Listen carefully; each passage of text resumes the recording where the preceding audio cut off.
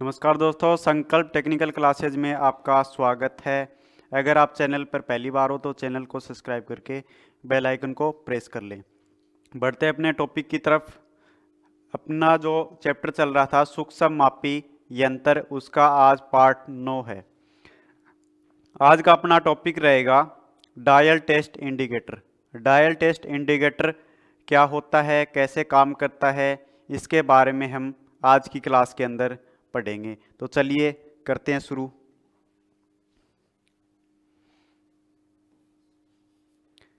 Topic का नाम अपना डायल टेस्ट इंडिकेटर।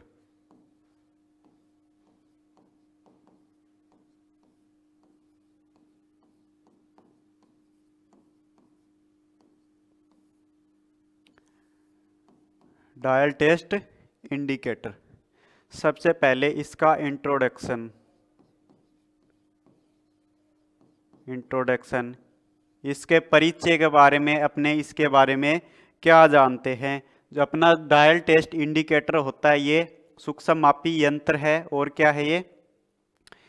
एक तुलनात्मक यंत्र है, यानी कि ये तुलना करता है। ठीक है ना? क्या करता है? तुलना करता है। सूक्ष्म मापी यंत्र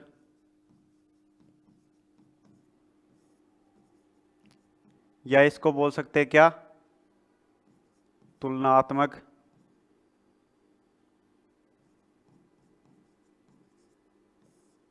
यंत्र।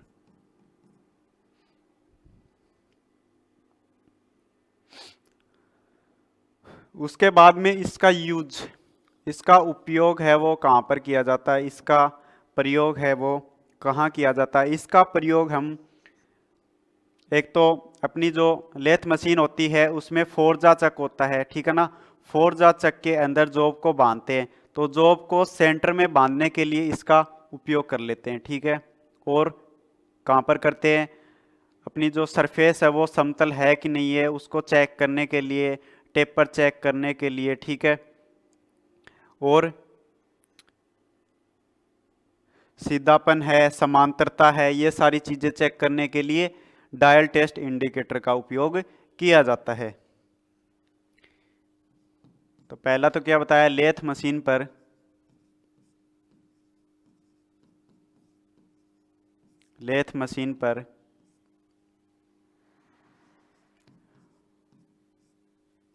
फोर्जा चक पर जॉब को सेंटर में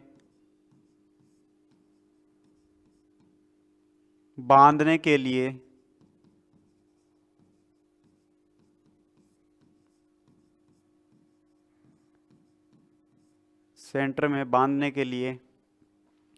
प्रयोग करते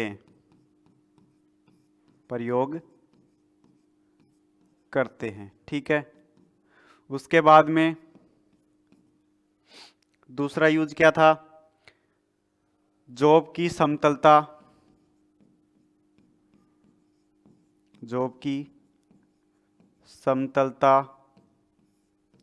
सीधापन, ठीक है ना, समांतरता या फिर टेपर आदि को जांच करने के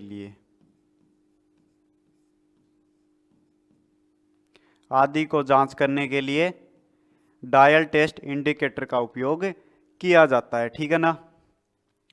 उसके बाद में इसका लिस्ट काउंट, इसका अल्पतमांक कितना होता है भाई? लिस्ट काउंट, इसका जो लिस्ट काउंट होता है वो मीट्रिक के अंदर 0.01 mm होता है। ठीक है? 0.01 या इससे अधिक भी परिशुद्ध। कितना? 0.001 mm होता है। ठीक है? और मीट्रिक के अंदर कितना होता है? सॉरी, मीट्रिक नहीं, ब्रिटिश के अंदर होता है 0.001 1 इंच या इससे भी अधिक परिशुद्ध, कितना 0.0001 इंच होता है। ठीक है, ये है इसका लिस्ट काउंट अल्पतमांक। उसके बाद में आता है इसका सिद्धांत, यानी कि ये किस सिद्धांत पर कार्य करता है, किस प्रिंसिपल के ऊपर कार्य करता है। तो अपना डायल टेस्ट इंडिकेटर होता है, ये रैक एवं पिनियन के सिद्धांत पर कार्य करता है। यानी कि एक रैक होता है, ठीक है ना, जिसके ऊपर दांते रहते हैं, इससे क्या जुड़ी रहती है, गिरारी जुड़ी रहती है, जिससे सूचक है, सुई है, वो जुड़ी रहती है। ठीक है, इसके प्लंजर लगा रहता है। तो ये रेखीय गति करता है, ठीक है ना। रेखीय गति किस में बदल जाती है, लीनियर मोशन, सॉरी, इसमें घूर्णन गति में बदल जाती है। रेखीय गति घूर्णन गति में बदल जाती है। ये चलता है तो इसके द्वारा एक गिरारी चलती है, फिर ये सूचक है, ये गिरारी से जुड़ा हुआ रहता है, जो कि ये घूमता है। ठीक है ना। तो इसका सिद्धांत क्या होगा, रेक एवं पिनियन का सिद्धांत।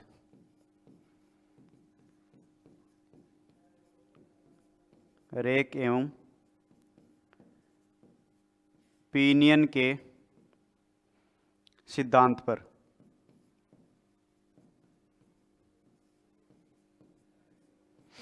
ठीक है, ये है इसके इंट्रोडक्शन के बारे में जानकारी। अब देखते हैं इसके पार्ट्स कौन कौन से हैं, इसके पुर्जे हैं वो कौन कौन से हैं।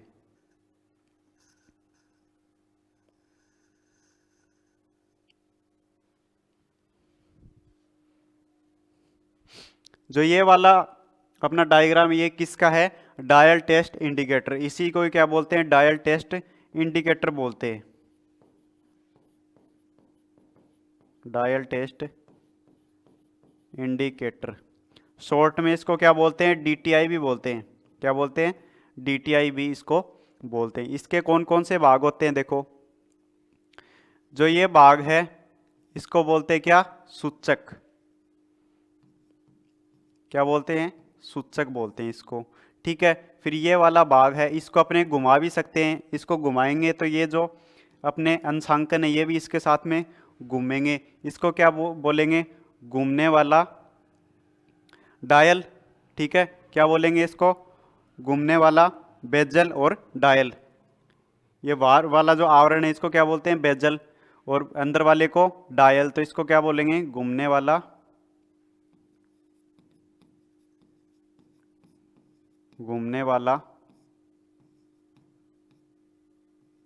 बेजल और डायल। ठीक है, इसको क्या बोलेंगे, बेजल क्लैंप। यानी कि ये घूम रहा है, इसको लॉक करने के लिए इस का यूज किया जाता है, बेजल क्लैंप या स्क्रू।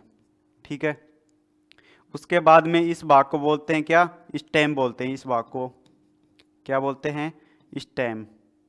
ठीक है, उसके बाद में ये जो भाग है इसको बोलते हैं क्या, इसको बोलते हैं प्लंजर।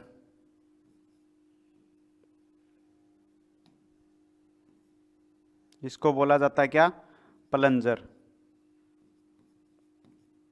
उसके बाद में जो नीचे वाला भाग है जो कि सरफेस के कांटेक्ट में आता है, यही सरफेस से क्या करता है, रगड़ खाता है, जिससे सुई चलती है। तो इसी को क्या बोलते हैं, एनविल बोलते हैं। क्या बोलते हैं इसको, एनविल। ठीक है, उसके बाद में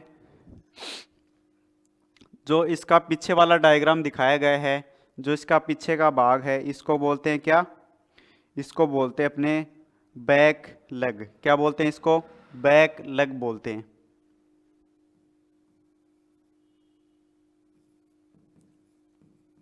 बैक लेग। ठीक है, उसके बाद में इसके ऊपर एक कांच लगा रहता है, जिसको क्या बोलते हैं, पारदर्शी कवर। पारदर्शी कवर यानी जिसके अंदर अपने को आर पार दिखाई दे। ठीक है ना। तो ये सारे भाग है अपने डायल टेस्ट इंडिकेटर के। जो अपनी इसके अंदर एक छोटी घड़ी भी रहती है, इसको अपने क्या बोलते हैं,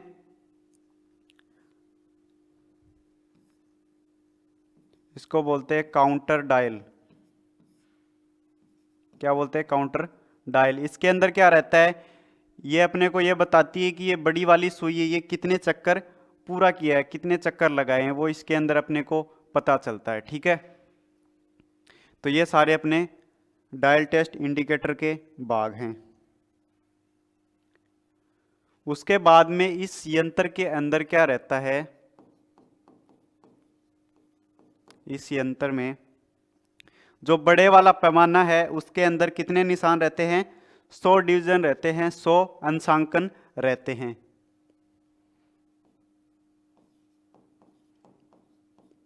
बड़े वाले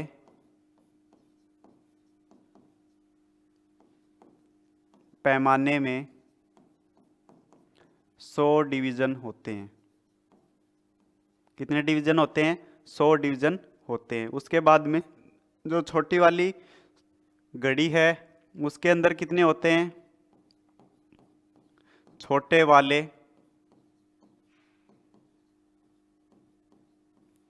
पैमाने में 10 डिवीजन होते हैं। कितने होते हैं? 10। और बड़े वाले में 100 होते हैं। ठीक है,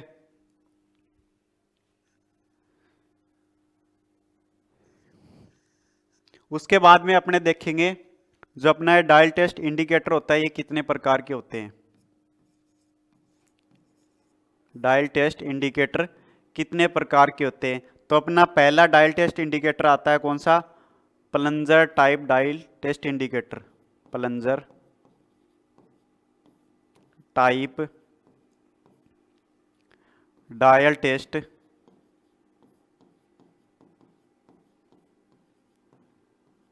इंडिकेटर। ये कौन सा होता है भाई? जो आपको सामने डायग्राम दिख रहा है इसी को क्या बोलते हैं? Plunger type dial test indicator बोलते हैं। ठीक है ना, यही वाला plunger type dial test indicator है। इसके अंदर ये जो भाग होता है इसको बोलते हैं बैकलैग। इसका यूज क्या है?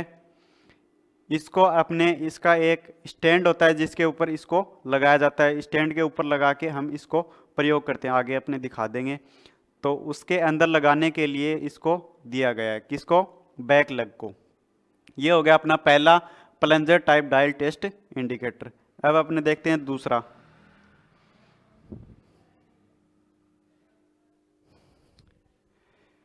ये है अपना दूसरा कौन सा?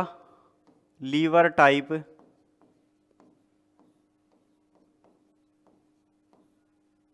Dial test indicator.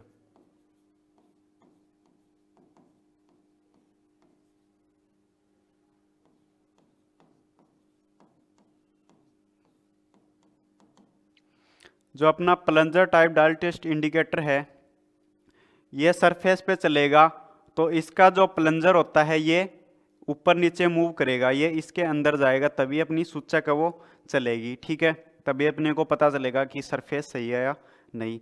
और अपना जो ये वाला है lever type dial test indicator, इसमें जो ये रहता है अपना भाग प्लंजर, ये क्या रहता है? आगे पीछे मूव करता है, ऊपर नीचे मूव नहीं करता। ठीक है, आगे पीछे मूव करता है।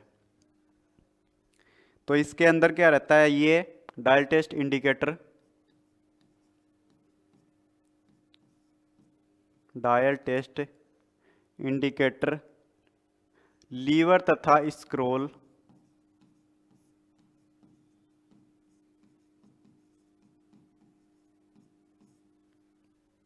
लीवर तथा स्क्रोल की चाल पर आधारित होता है। क्या क्या रहता है इसमें? इस डायल टेस्ट इंडिकेटर में लीवर तथा स्क्रॉल की चाल पर आधारित होता है, यानी कि इसके अंदर क्या लगा रहता है? लीवर सिस्टम लगा रहता है। ठीक है, ये है अपना second lever type dial test indicator. पहला कौन सा था? Plunger type dial test indicator. ठीक है, ये है अपने डायल टेस्ट इंडिकेटर। इसको यूज कैसे करते हैं वो देखो।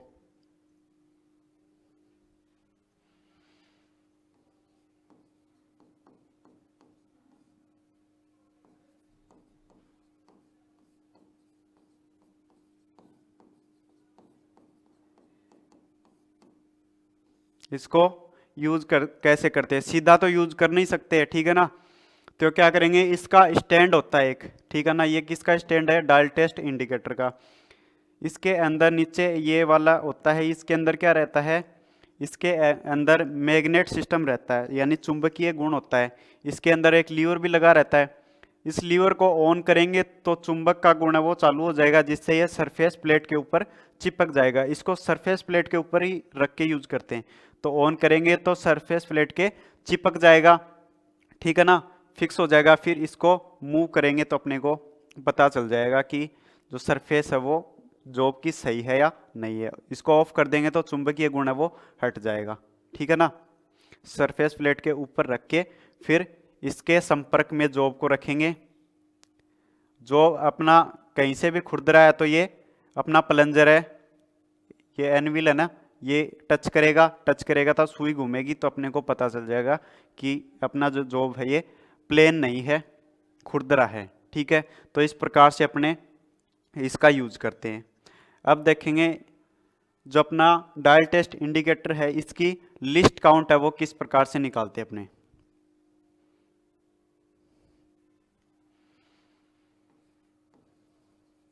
लिस्ट काउंट यानी कि अल्पतमांक, वो कैसे निकलेगा। जो डायल टेस्ट इंडिकेटर होता है, इसके अंदर जो सूचक रहती है, सुई रहती है, ठीक है ना, वो एक चक्कर पूरा करती है। तो अपना जो प्लंजर होता है वो 1 mm दूरी तय करता है, यानी कि अपनी जो सूचक सुई है वो एक चक्कर पूरा करेगी, तो अपना जो प्लंजर है नीचे वाला भाग ऊपर नीचे मूव करता है, वो कितना ऊपर उठेगा, 1 mm उठेगा। तो मैं लिख देता हूं,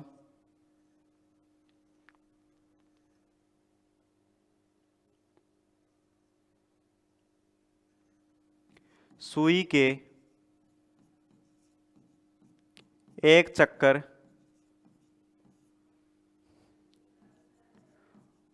पूरा करने पर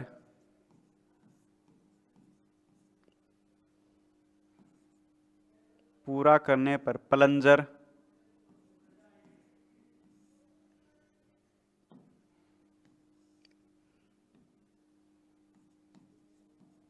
प्लंजर 1 mm की दूरी तय करता है, यानी कि अपनी जो सूचक सुई है वो एक चक्कर पूरा कर लेगी, तो अपना प्लंजर वो कितना चल जाएगा, 1 mm चल जाएगा, ठीक है। उसके बाद में देखते हैं लिस्ट काउंट।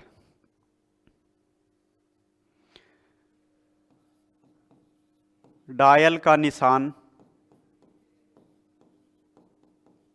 कितना होता है, 100, ठीक है। डायल का निशान बराबर 1 mm। डायल के कितने निशान, 100 निशान बराबर कितना होता है, 1 mm। तो डायल का एक निशान बराबर कितना हो गया, डायल का एक निशान बराबर 1/100, इसको सॉल्व करेंगे तो 0.01 mm, ठीक है। यह आएगा लिस्ट काउंट। फॉर्मूले के हिसाब से करेंगे तो, सूत्र के हिसाब से, फॉर्मूला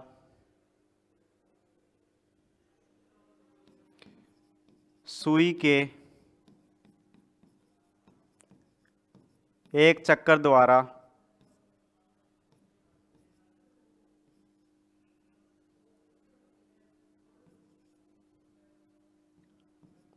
प्लंजर द्वारा चली दूरी,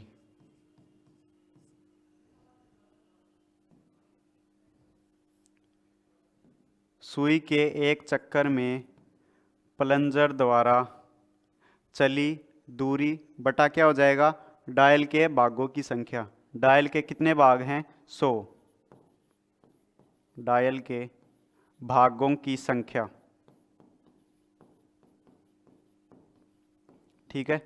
क्या फॉर्मूला हो गया, सुई के एक चक्कर में प्लंजर द्वारा चली दूरी बटा डायल के भागों की संख्या।